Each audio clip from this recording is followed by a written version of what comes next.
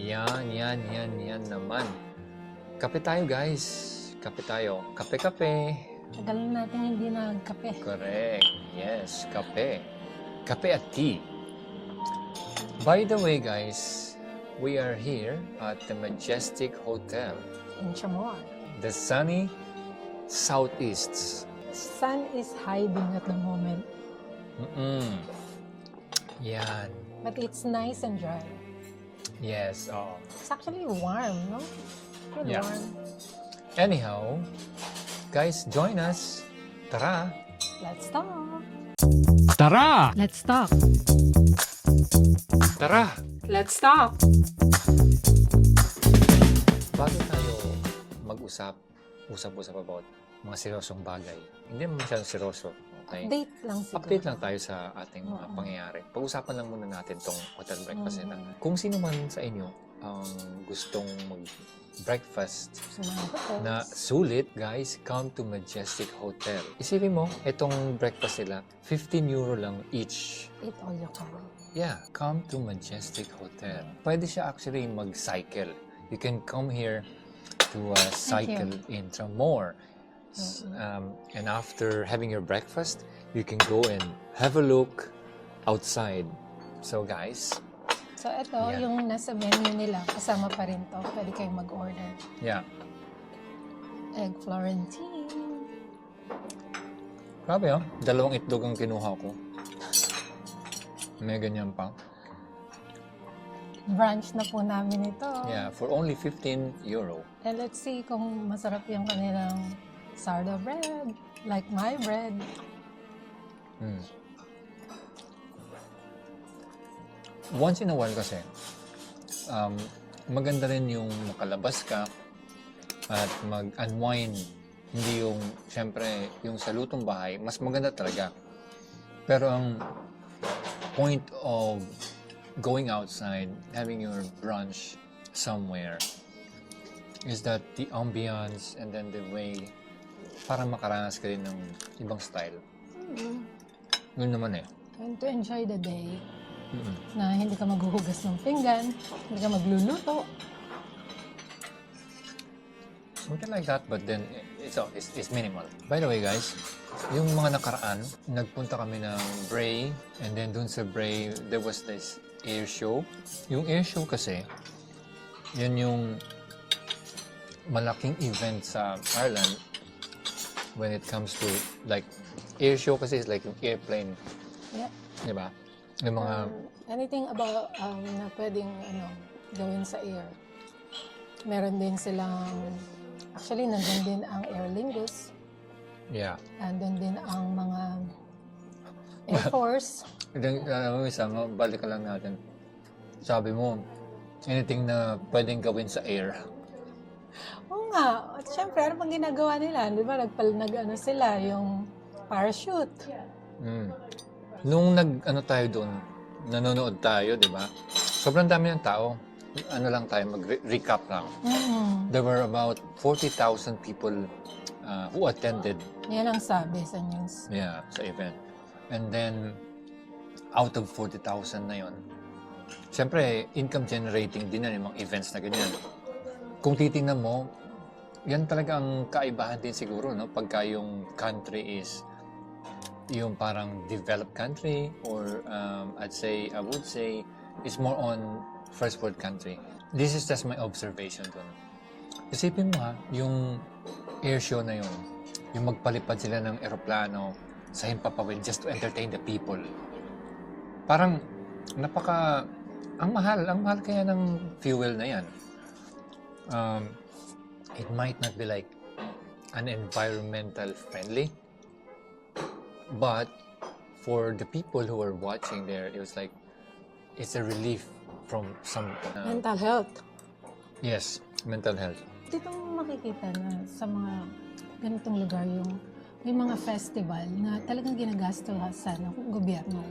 Yeah. Maraming mga festivals dito, like dito sa Waterford last week, meron tayong Spray Festival, which is, madaming mga activities sa na madaming mga activities Yeah. sa street But anyway, activities, mga ganun. before moving on to that spree, yan muna natin doon yung break na yung issue.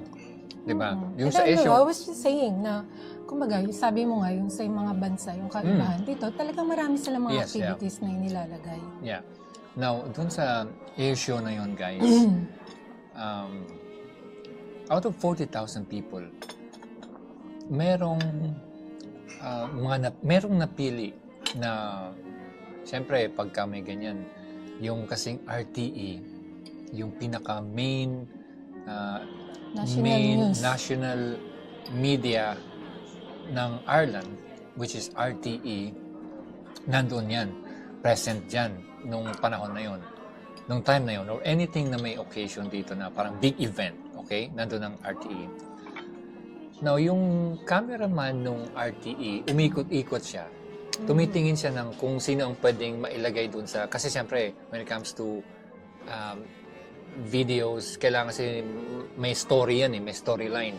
Even though wala nagsasalita, may storyline. In a way, to cut the story short, may tinatawag na B-roll pag sa mga video editings. Okay? Now, anyway, yung cameraman, paikot-ikot siya Nakita natin ilang beses tumingin. At, well, actually, ang excuse ng cameraman is that si Mrs. K, kasi naka-hijab siya na red doon sa ano na yun. It's like bandana. It's like bandana. Yeah. Sabi niya, bumalik siya, umikot siya. Layo na nga niya pero bumalik siya ulit. Sabi niya, pwede bang makuhanan kayo ng as family para doon sa Looking.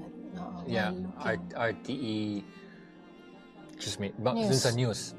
So anyway guys, long story short, nailagay tayo. Yes. Nailagay ito sa RTE News. We were Anyway, told na pretend that we're looking in the sky kahit wala. So, syempre, ang mga anak, well-trained. Yeah. So, tingin din sila. yeah. Yan guys. Ganun So, we had our 1 second. Wala, 2 second. 2 seconds. 2 second frame. Fame, I mean. Yeah. 2 second fame sa national TV. Top fun at the seafront in Bray this morning as crowds lined the Victorian Promenade for the 18th annual Bray Air Display, which saw some 15 aerial acts take to the skies and 40,000 spectators follow every move. I like the water and I like the airplanes down the colours. Oh, it just brings everyone together and it's just fun for all the kids and just brings all the family and everything down together. It's great. All of the tricks that they've been doing is kind of cool. Joining today's Daredevil wingwalkers, precision aerobatics, Coast Guard demonstrations and flying dentists, the Irish Air Corps, flying against the backdrop of the L.E. Samuel Beckett, courtesy of the Irish Naval Service. Back on land, a Defence Forces exhibition for Ireland's future flyers. Provides an opportunity to engage with the people, engage with the public, get them to ask us questions, and the whole idea is to generate future recruiters for us. Today's flyby is not only one of the biggest events on the Irish aviation calendar, but a highlight in Bray's slew of summer festivities, bringing in roughly 3.5 million euro to the local economy. Well, sabagay, ikaw naman suki ka na RTE kasi noon merong festival dito sa Waterford din. Well, actually St. Patrick's. St. Patrick's. St. Patrick's Festival. Nasa ikaw yung nasa front na feature din. Yeah, that was sa my RTE. first time nung parang muse na, sabi mo muse, Oh, yeah. nung sa parade ng St. Patrick's. And Yeah. I was wearing, as I can remember, I was wearing... Tausug. No, it's Maria Clara. Sorry, yeah. Maria Filipiniana. Clara. Filipiniana. Konting lang naman. Nakakatuwa lang. Nakakatuwa lang share na ma-feature tayo ulit sa RTE. Every time na may ganyan tayo, hindi naman yun para sa sarili lang natin. Kundi, siyempre, yung buong Filipino community sa Ireland, dala-dala na rin yun. Mabanggit na lang natin, merong parang show na style evening. Tapos naka-attend ka. First time mo din. Yes. Yeah, first time mo din It's a good doon. experience na. Yeah. nanalo ako na best dress sa Yeah. Chamorro race. At syempre, ano din yun, Filipiniana din ang suot. So, ano din, kumbaga para sa mga buong Filipinos Yeah. sa Ireland, malaking bagay din yun. Pride, Filipino pride. Yes, oo. Na ma-represent natin ang ating national costume. And Correct. mananalo siya as, style evening of the day. Kumbaga napansin. Yes. Now, pumunta rin tayo sa ano, di ba? Recently, nagpunta tayo ng Powers Court. Mm-mm. Yung Powers Court kasi na yun ang pinakamataas na waterfall sa Ireland. Alright. Maganda rin experience yun kasi parang, It's a siyempre, nice nature. place for picnic. Kasi secluded siya. It's not too windy. Yeah. Weather was good, was sunny. Nung pumunta tayo, umuulan, but then it stopped nung lumabas na tayo. So, very lucky. We were Yeah. very lucky and we stayed for a long time there. The kids enjoyed it. Everybody enjoyed it. And we would love to go back. Yeah. So, sa mga Filipinos gustong pag-nature trip or parang picnic, maganda yung lugar na yun, Powers Court. Highly recommended. Especially sa mga malalapit na county. Sa mga Dublin area. Tapos, yun kasing, ano na yun, parang sa labas lang siya ng Dublin mismo. Kasi from Waterford to Waterfalls is 2 hours, no? Yeah. Mga ganun. But it's worth it pumunta doon. And maybe next time we'd love to go to the Powers Court house, no?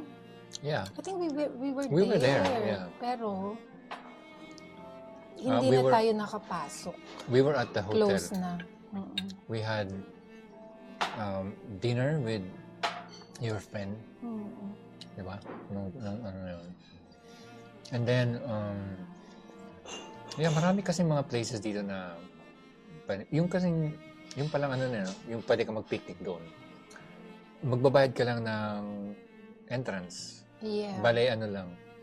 Per family, how much Per nangyari natin? 19 euro. And then 650 for adult.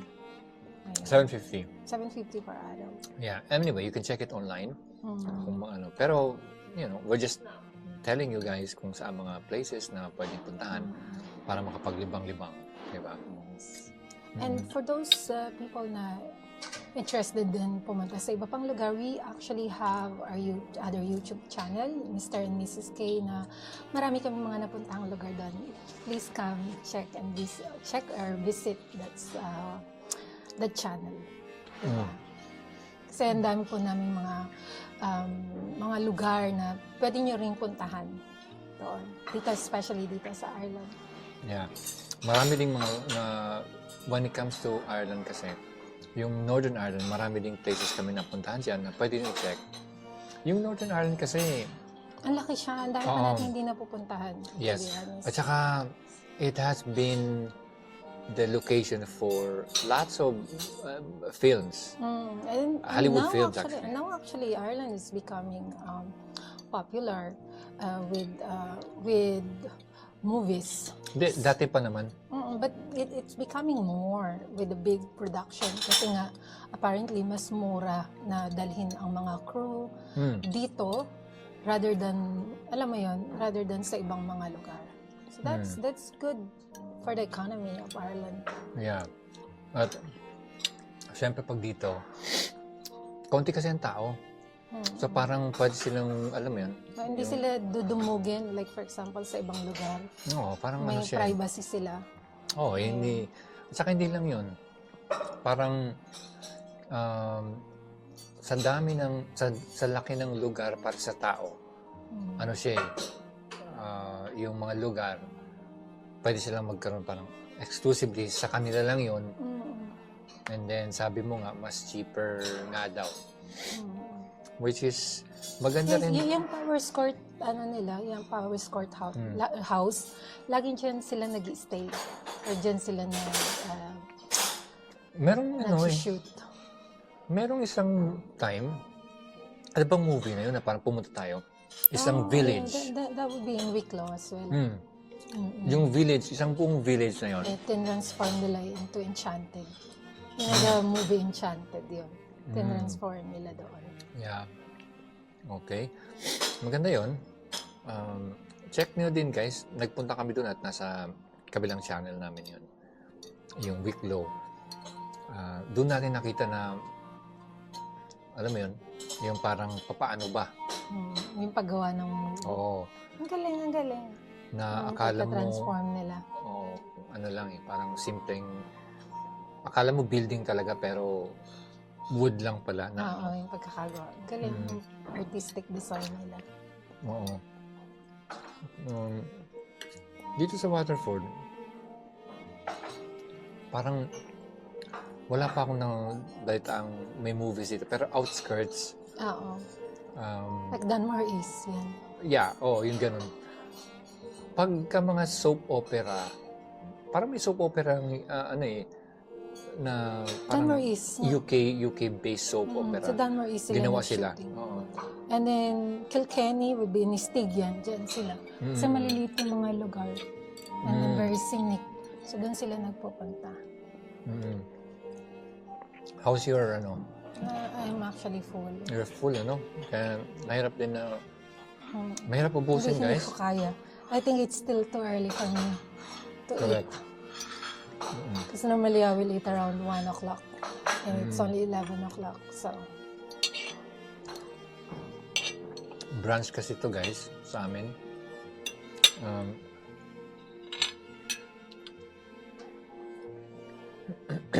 Now, you can try that. anyway, yun. What about, let's talk about yung mga pangyayari recently sa mga ating kababayan. Hindi naman kababayan. Yung ibang lahi. Oo, yeah. I'm sure yung mga manonood natin na interested na pumunta dito sa Ireland. I'm sure kung talagang nag-check kayo, updated kayo na may mga event na hindi kaaya-aya, di ba? Like yung ating mga Indian friends, they are really worried kasi maraming incident of abuse towards their race. And then recently, meron din dito mismo sa Waterford yung bata na nakaranas ng racism towards teenagers and she's only like 6 years old, no? So, yun, nakakatakot, syempre, lalo na migrant, mga foreigner. Let's say, okay, Irish citizen na tayo, but still, hindi pa rin talaga tayo Irish. Ganun pa rin yun eh. Kasi kahit pa sabihin mo na Irish citizen ka na, hindi pa rin 100% ng Irish ka. Kumbaga, hindi mo pa rin to bansa. So, yun, konting ingat lang din talaga. Oo. Sa ngayon, I think kahit saan naman, hindi lang dito sa Ireland, hindi lang sa Amerika, nararanasan nila yan. Sa Canada, kahit saan naman, meron talagang ganyan. Kumbaga yan yung challenges of living abroad. Kasi, ito kasing particularly yung Ireland, bago sa kanila yung merong mga ibang lahi na napakarami. Oo. Yung kasi, yun nga. Siguro I think the last 5 years, sobrang dumami yung ibang lahi. Dumami. Yun. So parang overwhelmed siguro sila. Hindi pa nila accepted. But I'm sure time will come na ma-accept nila. Especially in nowadays na yung mga tao talaga is nagmamigrate. And even with them, anyway, even Irish, they're the number one that, they're the number one on going on different places or migrating abroad from their history. Makikita mo, ang daming Irish sa America. So they're also migrator. Migrants. Yeah. Lalo ng maunang panahon.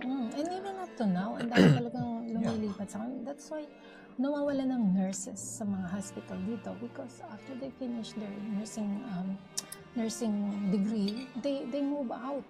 They go to Australia, Canada, mostly Australia and New Zealand. Diyan sila nagpupunta because they want the sun. Because that's the big challenge of living here in Ireland. Walang sun. Mm. Well, No. rarely. No, ano kasi yan eh. Wala pa naman tayong nababalitaan talagang Pinoy na nabugbog so far. May mga nabugbog na Pero actually, sadly, no, yung mga nababalitaan natin ngayon, Pilipino ang ano eh, ang nang ang abuso. abuso, which is really sad. Kasi nakakahiya. Oo. Yun naman ang ano sa atin, yung mga friends natin na ibang lahi, sila yung Inaabuso. naabusa. Pilipino nang aabuso. It's nakakahiya talaga. Oo. Kasi alam mo yun, parang maniname lahat yung mga Pilipino. Ganun pala yung mga Pilipino. So, nakakahiya. So, konting ingat lang din. And then, we have to acclimatize ourselves on their culture. Kailangan talaga ng culture orientation. Oo.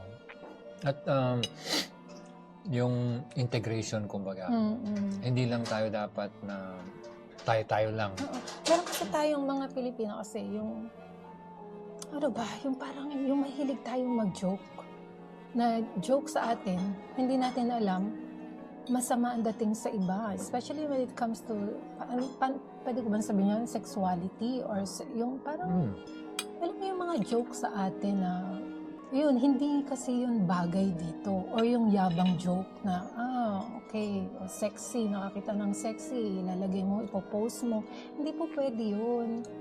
Yung akala kasi nating mga Pilipino, como Western, mga puti, is liberated sila. Hindi po sila liberated. Especially Iba dito. sa Sa Ireland. Ireland, iba. So, hindi mo pwedeng iyabang na, nagpa-picture ka sa sexing ganito. Akala natin, matanda na yun. More than 21 years old na. Yung pala, teenage yun. Pwede ka talagang makasuhan ng child abuse. Kasi sila, malalaking bulas sila. Ganon eh. Akala mo yung, let's say, yung 15 years old, parang mga 20 years old na hindi po. So, kailangan mag-iingat. Kumbaga, ibahin na natin yung ating mentality na yung mga ganong bagay is hindi para dito. Maging decente tayo. Yun. Kasi mga ibang lahi, like, okay, let's say, sabihin na natin, mga Indians, you'll never hear yung mga lalaki sa kanila, hindi mo sila maririnig ng mga joke na kabastusan. Wala talaga. Hindi sila ganon. And then yung mga babae, they're very shy. And they don't use yung parang nagmamaliit, like yung mga joke sa atin ng mga komedyante. Hindi sila ganon gumamit ng mga jokes. Siguro iba nga yung kanilang pamamaraan din. Iba yung kanilang Parang- joke. Pero Parang iisipin mo, ano ba, mas decente pa ba sila? Pero kung titingnan mo, sila din, nagkakatawanan. Pero iba yung way nilang pagpapatawa. Hindi yung parang sa atin kasi kailangan yung ang pagpapatawa natin ay alipustahin mo yung Oo. kaharap mo. Ay, oo. Okay? Dapat mag-comment ka about sa itsura ng tao. At saka ang joke natin is yung para bang ibababa mo yung tao Oo. mismo. Demeaning minsan, Demeaning, oo, ganun. Ganun ang joke sa atin eh. Tapos, more on, double meaning parati tayo, yung joke natin. Dito, yes, nagdo-double meaning din sila, pero Not to in- the in expense natural- of others. Diba? Na masasaktan mo yung tao. Or yun. And especially sa mga lalaki, reminder lang, especially yung ating mga skilled worker, na medyo mag-iingat tayo. Yung mga biro-biro. And even sa professional, kasi nangyari to, professional, radiographer, di ba?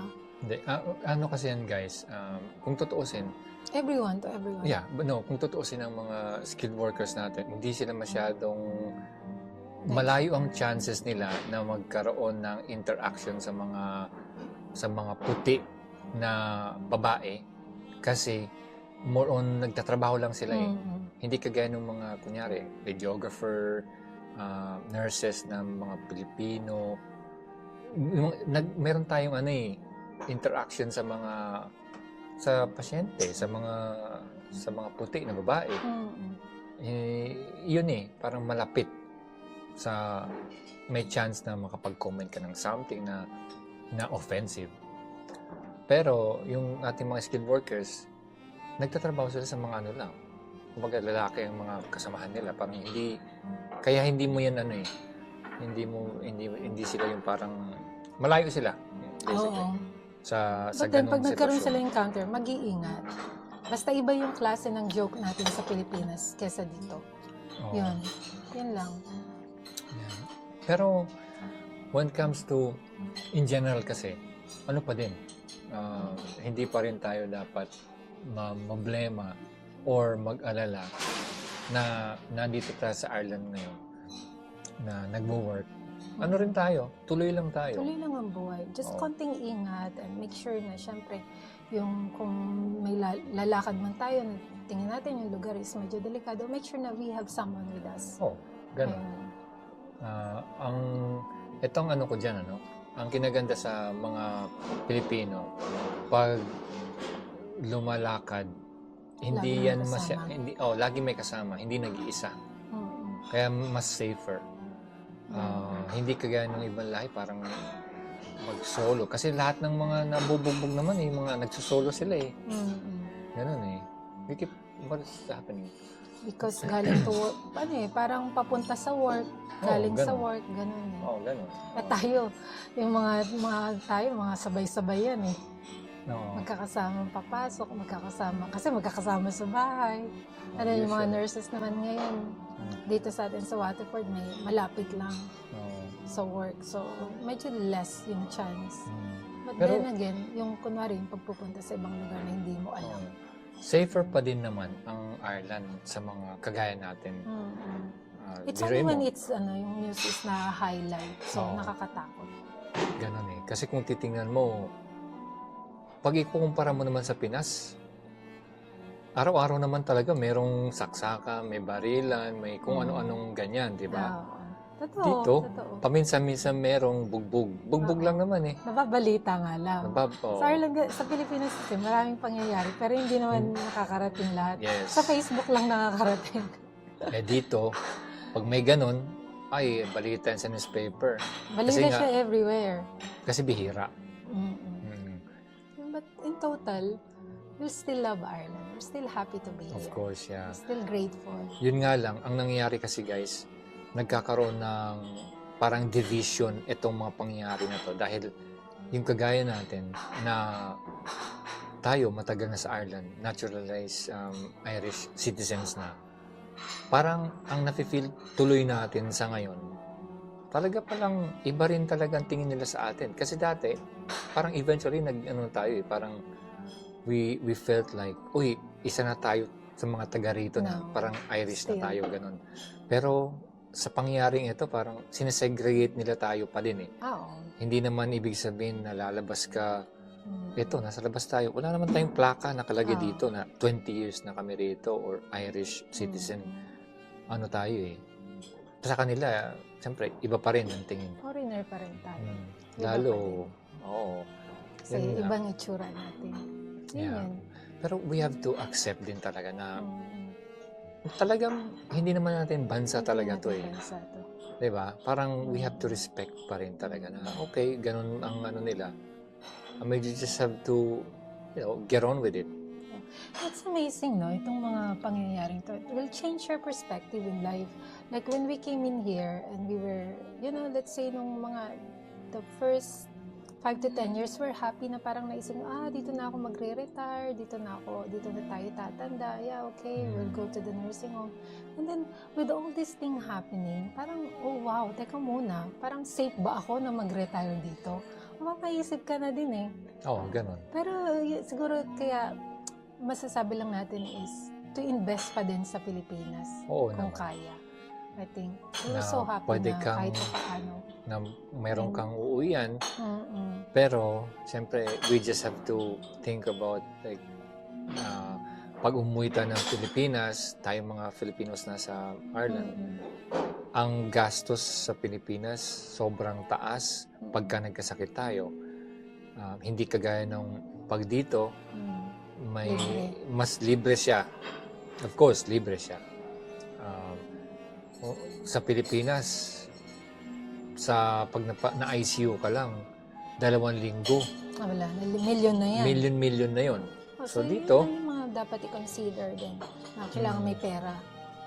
And then, syempre, kung citizen, Irish citizen ka naman, meron ka namang makukuha from the government, which is kaya din na yun. Kaya na supportahan yung everyday living mo. Yun lang talaga pag nagkasakit. Kaya, ingat-ingat lang din. ingat din, oo. We'll see how it goes. Maybe after 5 years, 10 years, my mind will change again. Okay. Yes, we can. Tara! Let's talk. Tara! Let's talk.